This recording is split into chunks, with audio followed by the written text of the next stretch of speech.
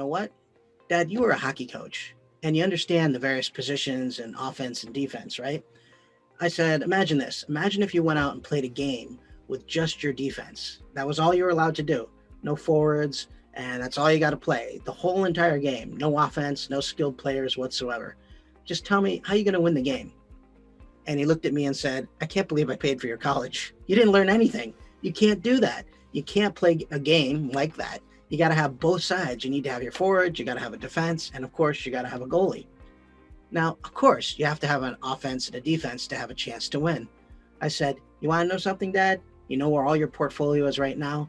It's all of your guys on defense. That's it. You've got all your guys on defense. You have no way, given what you've got right now, to score. There's no way whatsoever. Now, all of a sudden, and this is how it happens, you start to see the light bulb go on. I said, it's like this, Dad. You need equities. Equities in your portfolio is like offense. All of the fixed income, all these bonds that you have in your retirement account, that's good. It's a good defense. But you don't have any offense. You need to have both in your portfolio. And all of a sudden, the curtains come down and the lights go on, and his little gruff way, he says, okay, I can see that. That makes some sense. Tell your mom what you got here and what you think we ought to do. And that's exactly where you want to be in the sales and persuasion process. You want a client to tell you, okay, I understand you emotionally. You reached me and you connected to me. And I understand logically as well. The message got through.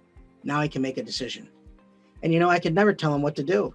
And the magic of what happened here was the magic of what we're going to talk about right now. It's the magic of story selling. It's this.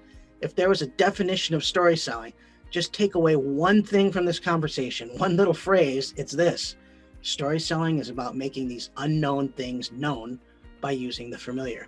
And I'm going to say it again, and you should really write it down or even wear a sign around your neck. Story selling is all about making the unknown known by using or talking about something that's familiar. So what in the world did I just do when I sat down with my mother and my father? My dad had no interest. He had no clue about creating income in retirement, even though he spent a lifetime in insurance and was knowledgeable about investments. He knows everything there is to know about hockey, though. Every play, everything. And I took the unknown, investing or income investing, and I made it known by using the familiar, which is hockey. Now, how do you do that with a prospect or client? Well, you need to do great fact finding and ask good questions in order to find out which stories to tell so that you're going to have maximum rapport and influence with the clients. That's all I did. And you know what?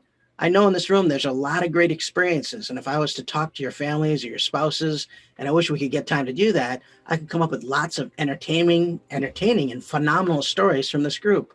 You see, the magic of story selling is this. Story selling starts with being a good biographer and a good fact finder. The more you know about your client and prospect, the better you can tailor powerful stories just for them that will motivate them. Now, think about the last big purchase that you made for a moment. When you walked into the selling situation, you know what happens. Your defenses go up. When that salesperson walks up and says, "Can I help you?" the first words out of your mouth are always, "Nah, I'm just looking." You do it instinctively. And guess what? If I did that to you, you'd say the same thing. Just another financial guy trying to sell me something. But you know what? The really interesting thing about story selling is, and I had an advisor come up to me after one of my seminars, and he said, "Hey, you know something, Scott? I was a trained psychologist for a decade before I got into the life insurance business. And what I know is that they trained us how to get our clients to open up. When they walked in, and believe me, they needed help, we would ask really good questions, and we always use stories. You see, the human defense system is defenseless against stories, illustrations, and metaphors, and even analogies. That's just it. If you want to break that moat, if you want to break through and break that down immediately, you become good in the art of storytelling. Telling the right stories at the right time makes it story selling.